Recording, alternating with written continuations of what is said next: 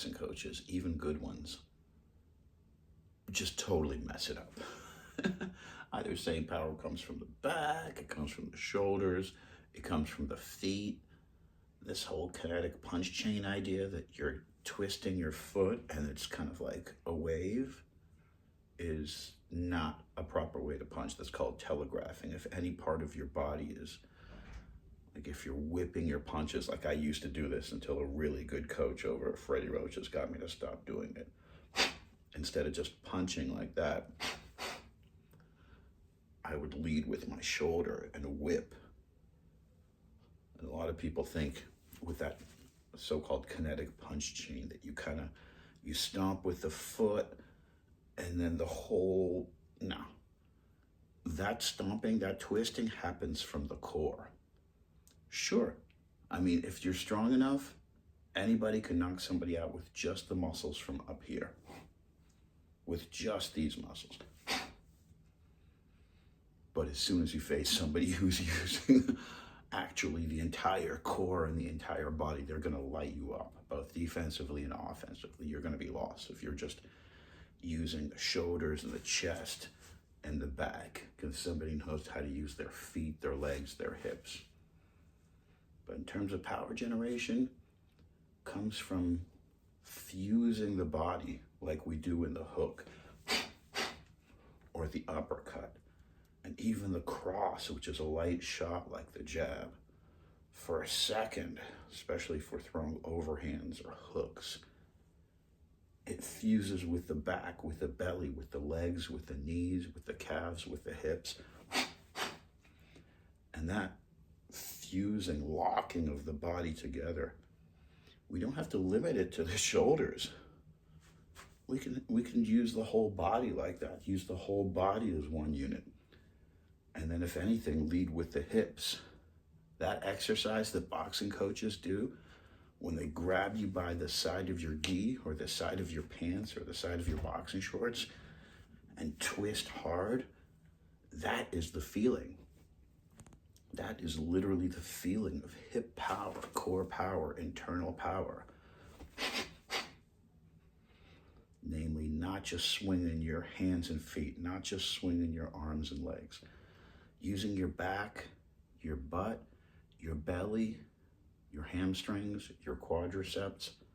It's called the gluteal chain. It's from here to your knees. And that's a power core that delivers these sits bones. And the sits bones have to be sunk. Like my normal height is up here. Athletic height is down here. So my knees are bent. I'm 6 inches to a foot lower than my natural height. My elbows are in, my eyes are open. At this point, I'm much harder to knock over. I'm much more stable, much more prepared for fast motion, moving out of the way, ducking, slipping, dropping, shooting left, shooting right. If a car was skidding out of the way, moving at me at 100 miles an hour, people have literally timed Chuck Norris's spinning back kick. 60 to 80 miles an hour is pretty much the fastest a human body can move in a hyperballistic motion. But imagine a car is coming at you at 120 miles an hour, then you're moving in slow motion. You're trying to get out of the way, and it's moving twice as fast as you. In that situation, you need your athletic height. You need the sports height that baseball players use, the boxers, that wrestlers, that all professional athletes use. Athletic height. And that's where on the advanced level of proprioception, ambulation, what you guys call coordination, that's where this power comes from. Whole body motion, that fusion of the whole body. And it doesn't mean tension. It means even with a body shot, which takes decades to develop power and the muscle and the tension to be able to drop somebody with a body shot. I've done it a lot of times. Last few times I did it, just like a headshot. If you get good enough and your body positioning is good enough, you don't even need muscular force. You can literally just throw your body into there so quickly and get even more force and more torque and more power than using muscular force by using this kind of quick snap. So that's where power comes from. It comes from a lot of different places. If you're Muhammad Ali, you're loose and you're on the outside and you're stepping in and snapping and getting the guy. If you're Mike Tyson, you're inside and you're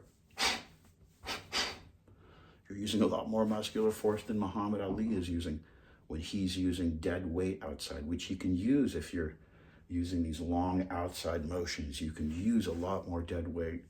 It's a lot easier to use this principle of relaxation when you're using long range or full range strikes as opposed to hooks. But like I said, if you get really good, you can do both.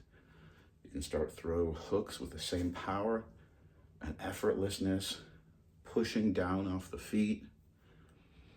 So in that sense, I guess power does come from the feet, and that you're pushing down, but it's just it's like saying power comes from the hands. It's a misnomer.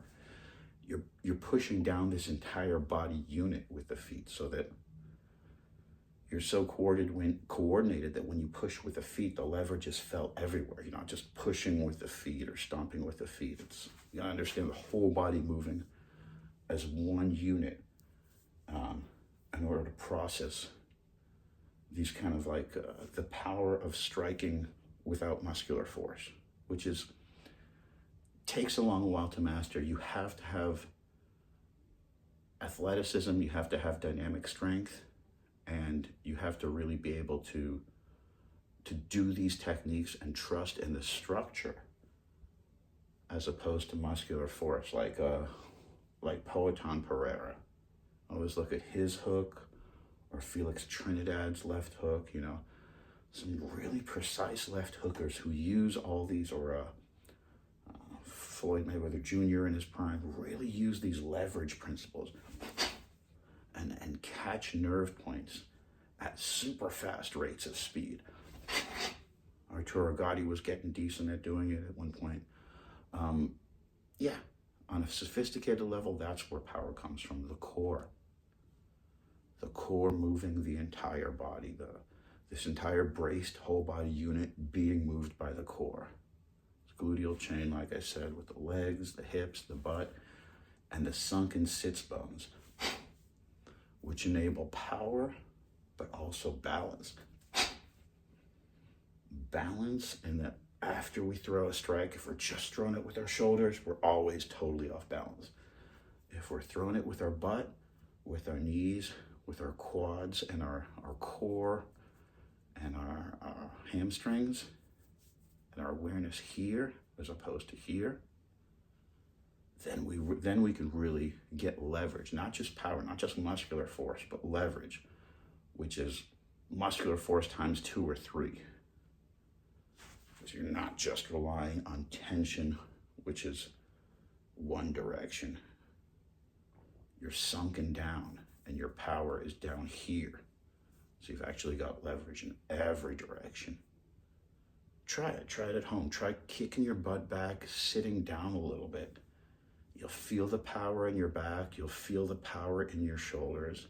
And it's not any tension whatsoever. It's just the fact that you've got a better structure now.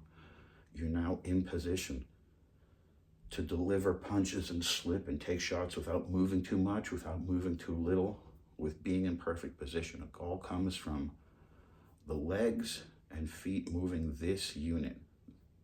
And that is what's going to create this, like I said, this whole body unit, which creates the real power punching chain, the real kinetic power punching chain, which comes from here. It doesn't come from the feet. If you move from the feet or the back or all this stuff, you're going to be whipping.